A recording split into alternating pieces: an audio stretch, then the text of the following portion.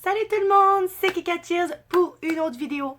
Donc aujourd'hui, une autre vidéo qui fait peur, une autre vidéo effrayante sur de vrais cas et de vraies histoires. Donc vous avez cliqué, donc ça vous intéresse, ça vous intéresse pas, changez de vidéo. Mais aujourd'hui on va vous parler, je vais vous parler de la Dubit Box, la boîte avec un entité, un démon à l'intérieur.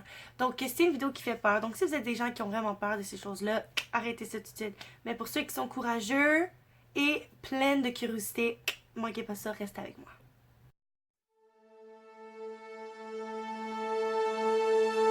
Qu'est-ce que c'est une Dubit Box?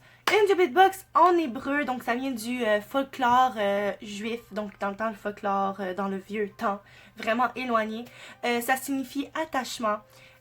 Pourquoi attachement? Bon, je vais vous expliquer maintenant. Donc, c'est une boîte de vin, une Dubit Box, qui est hantée par une entité malicieuse, vilaine, méchante. Ça peut posséder des gens si l'entité réussit à sortir. Donc, c'est ça, elle est en fait emprisonnée dans cette boîte-là. Et si cette entité-là en question réussit à sortir, ça peut vous posséder, ça peut vous hanter pendant des siècles et des siècles. Donc, c'est une esprit dangereuse, tout simplement, à l'intérieur.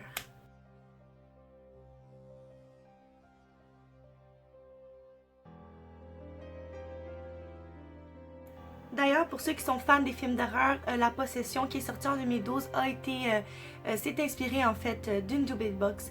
Je vous explique d'où ça vient, s'il y en a plusieurs dans le monde, les histoires qui se rattachent à ça. Donc, je vais vous parler de Zak Bagans. C'est un producteur d'une émission de Ghost Hunting.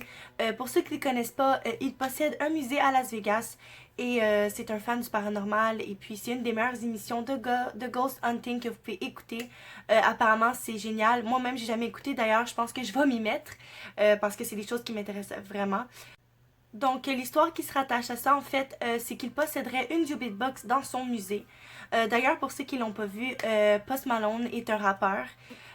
Bon, sûrement que vous le connaissez, c'est assez un rappeur populaire. En tout cas, pour cette génération-ci, c'est vraiment quelqu'un de populaire. C'est ça, Post Malone, en fait, si vous n'avez pas vu la vidéo sur TMZ, on voit la vidéo de Post Malone et Zak Bagans qui vont dans la place où il y a la Dubit Box installée dans son musée. Et il a essayé, j'imagine, de l'ouvrir. Je crois que c'était pour l'Halloween. Il voulait ouvrir la boîte, faire comme un genre de clickbait, là, que tout le monde écoute ça, puis que, bon, la vidéo se ramasse à plusieurs views. Mais en fait, je pense que c'est juste pour le fun de juste avoir peur puis être dans l'ambiance d'Halloween. Mais en fait, c'est ça. Je crois qu'ils ont essayé de l'ouvrir, mais je suis pas certaine. Écoute, j'ai vu la vidéo comme une fois ou deux fois. Vite, là. Je pense que j'ai vu comme des bouts, là. J'ai avancé parce que, bon, on voit qu'ils s'en vont dans la pièce. On voit pas vraiment grand-chose, en fait. Là, je vous montre un peu la photo. C'est comme une caméra surveillance de son musée. Donc, je vous montre ça maintenant.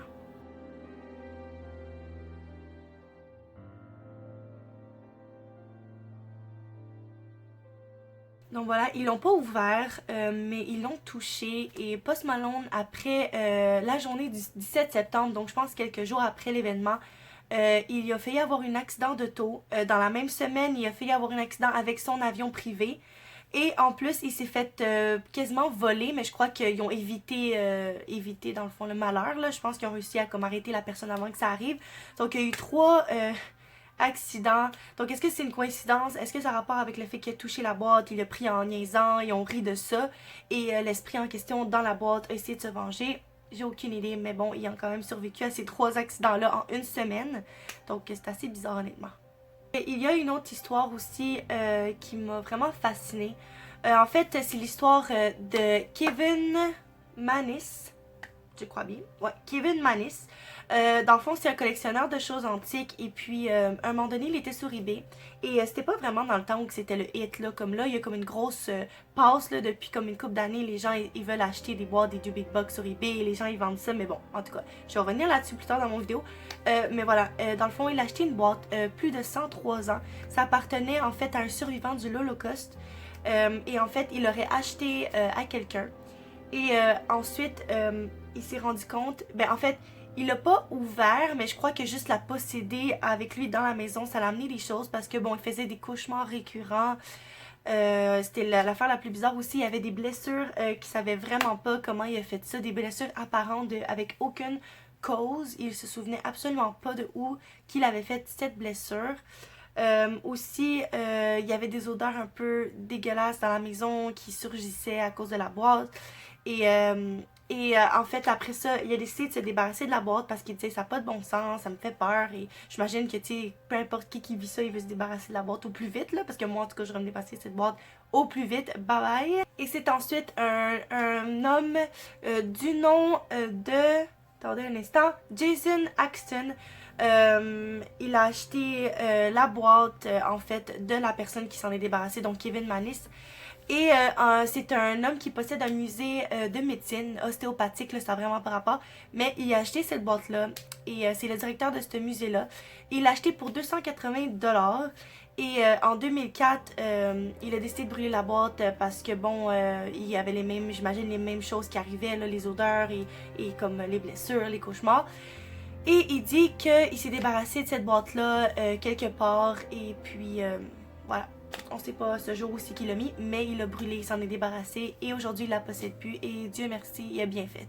Et sur eBay, les gens ils s'amusent à mettre toutes sortes de boîtes là, comme dans le fond c'est niaiseux, mais j'ai écouté beaucoup de vidéos ok pour voir de quoi ça a l'air, mais honnêtement c'est vraiment ridicule là, les boîtes qu'ils vendent là. Souvent les boîtes ils sont juste menus de niaiseries comme juste des cochonneries, comment on dit ça en français là, en français de France, des stupidités, des trucs qu'ils ont comme fait eux-mêmes, là, confectionné eux-mêmes, des poupées plus de tête, vraiment juste des choses ridicules. Puis souvent il a rempli de cire. Et comme ça, il faut que la personne coupe la cire avec un couteau pour essayer d'ouvrir la boîte. Donc, il essaie de mettre ça difficile pour faire comme peur aux gens. Mais en fait, une Jubit Box, c'est vraiment pas ça. C'est juste une vieille boîte de vin, voilà, qui date de cette histoire-là, dans le fond, là, que bon. Voilà, c'est tout. C'est une boîte qui possède une entité. Puis d'ailleurs, il y a même des objets. Si vous allez lire des histoires, parfois j'ai lu des histoires là-dessus qu'il y aurait certains objets qui seraient possédés par une entité. Donc c'est pas impossible. S'ils possèdent des gens, ils peuvent se mettre dans des objets, j'imagine aussi. Donc voilà, je voulais juste faire une petite parenthèse là, pour expliquer plus clairement c'est quoi une Jubit Box. Une autre histoire de quelqu'un qui m'a intéressée. J'ai lu l'histoire et puis j'ai trouvé ça quand même intriguant. Puis je voulais le mettre dans ma vidéo. Je trouvais que c'était quand même intéressant de parler de cette histoire-là aussi. Donc Tim Woods, c'est un investigateur paranormal. Il a racheté aussi une Jubit Box. Je sais pas si c'est sur eBay ou dans un site internet, mais bon, il y a plusieurs sites, je pense que vous pouvez acheter ça, malgré qu'il y en a que c'est pas vrai, il y en a que c'est vraiment des stupidités, là, des blagues, là, quasiment. Mais bon, apparemment, il a racheté ça bien avant que aussi que le gros boom du BioBitBox sort à cause du film et que tout le monde capote avec ça, essaie de lire des trucs là-dessus, écoute des vidéos. Et il a acheté ça et puis il dit que quand il l'a acheté, il commençait à sentir des odeurs de pourriture, vraiment des odeurs dégoûtantes là. Fait qu'il a juste, il s'est débarrassé de ça. Il dit qu'il a brûlé quelque part en Californie. Et que bon, il dira jamais où est-ce qu'elle est parce que il voudrait pas que des gens trouvent. Ben, bon, s'il l'a brûlé, elle est plus là. Mais bon, on sait pas, je sais pas s'il l'a enterré, je sais pas s'il l'a brûlé, mais bref, il l'a plus. Et il s'en est débarrassé comme les autres qui possédaient une Jubit Box. Donc, mon opinion là-dessus, honnêtement, j'y crois. Sincèrement, j'y crois, mais il y a un côté de moi qui est quand même sceptique. Bien évidemment, apparemment, il n'y en a qu'une seule. Puis c'est l'histoire du monsieur avec la boîte qui venait de l'Holocauste, qui datait de 103 ans. Puis ça, j'y crois. Mais bon, il y a des gens qui s'amusent à vendre des boîtes comme ça à des prix de malades, là, de centaines de dollars, 200 de dollars pour acheter ça parce qu'ils savent que les gens ils vont vouloir l'acheter pour vivre des expériences puis tout ça. Mais honnêtement, il y a beaucoup de monde menteur, beaucoup de monde qui aime ça, blaguer avec les gens pour faire croire des choses. Donc c'est fake. Écoutez, la majorité c'est fake. Moi je vous dis que la seule que je peux croire, c'est l'histoire de peut-être de Tim Woods et de la boîte qui datait de 103 ans qui a été brûlée. C'est pas mal celle-là je peux croire. Puis celle-là aussi dans le musée de Zach Bagans, parce que quand même Post Malone a vécu 3 accidents en une semaine. Est-ce que c'est une rumeur puis c'est faux? Je le sais pas. Mais bon, je pense qu'il y en a quelques-unes qui pourraient être hantées. Peut-être qu'il y a eu des endroits qui avaient des mauvaises entités qui auraient pris possession de cette boîte, d'une boîte, d'un objet. Honnêtement, c'est bizarre que ce soit toujours des boîtes, là, mais bon. Peut-être que c'est un accès facile pour eux d'entrer dans cette boîte-là. J'ai aucune idée, honnêtement, je suis pas une experte en Jubit Box. Mais une chose est sûre, c'est que Post Malone, c'est vraiment étrange, beaucoup de coïncidences. Puis quand même, j'ai déjà entendu des histoires sur des objets possédés, fait que je serais pas étonnée. Puis je crois vraiment au paranormal, ça, pour moi ça peut être un oui, mais comme ça peut être un nom aussi, parce que comme je vous dis, beaucoup de fake, beaucoup d'histoires avec des grosses coïncidences assez étranges.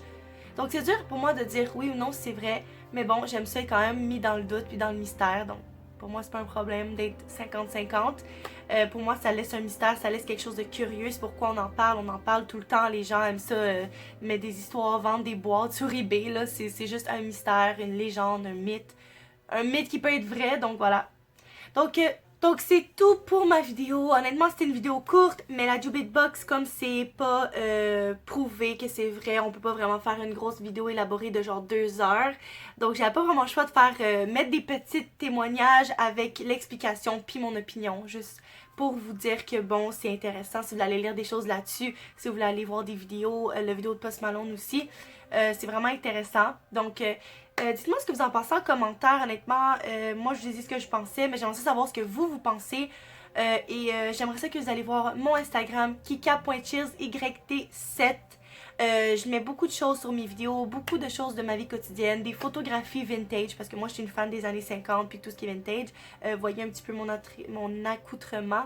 C'est un peu dans ce style-là. Donc, si ça vous intéresse, allez vous abonner. Abonnez-vous à ma chaîne. Ça serait vraiment gentil, un petit thumbs up. C'est comme ça que je sais que vous aimez ça. Puis j'en fais encore et encore. Là, ça faisait un bout, j'avais pas posté. Là, je poste quand même 1 fois par semaine, si possible 2 fois. Mais là, j'ai le travail, j'ai beaucoup de choses. Donc, j'essaie du mieux que je peux. Donc, voilà. Donc, je vous aime. J'espère que vous avez aimé. J'espère pas vous avoir fait trop peur. Je dis toujours ça. Mais pour vrai, c'est important pour moi de savoir que je vous terrifie pas, s'il vous plaît. Donc voilà, je vous aime. Passez une excellente journée et à la prochaine. Je vous vois pour une prochaine vidéo. Bye!